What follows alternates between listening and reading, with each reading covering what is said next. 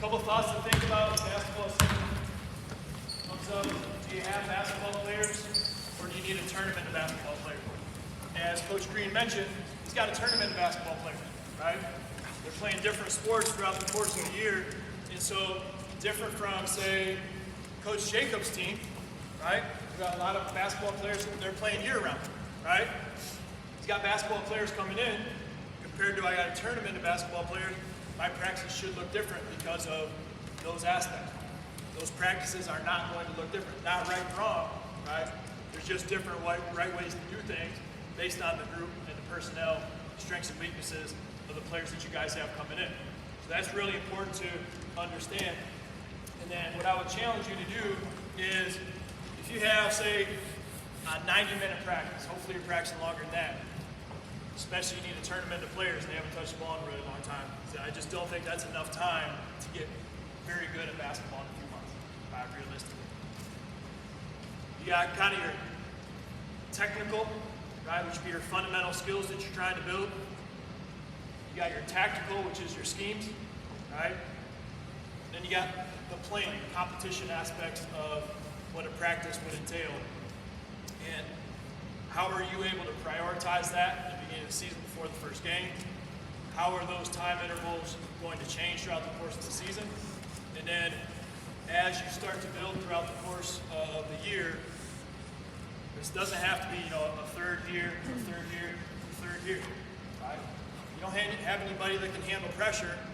And as Coach mentioned, every team's pressing you. I'm going to spend more time on that specific scheme of handling the ball against pressure, and then the fundamental skills of what it looks like to handle the ball against pressure. That's just going to be the meat of what I do until we can move on and then build off some other things. I probably wouldn't spend 20 minutes on shooting, because in a game, we don't even get shots. We've coughed it up already, right? So prioritize the needs of your program, and then center skills, right? That's the training.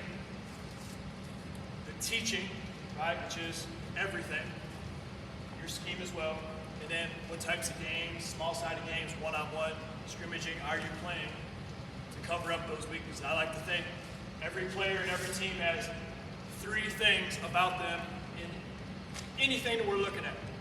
It's either a strength, a weakness, or a liability.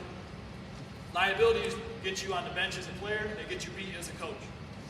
We have to hunt down what are our biggest liabilities. We got to put a lot of time on that one. What are our weaknesses? For the most part, we're trying to hide the weaknesses. And then what are our strengths?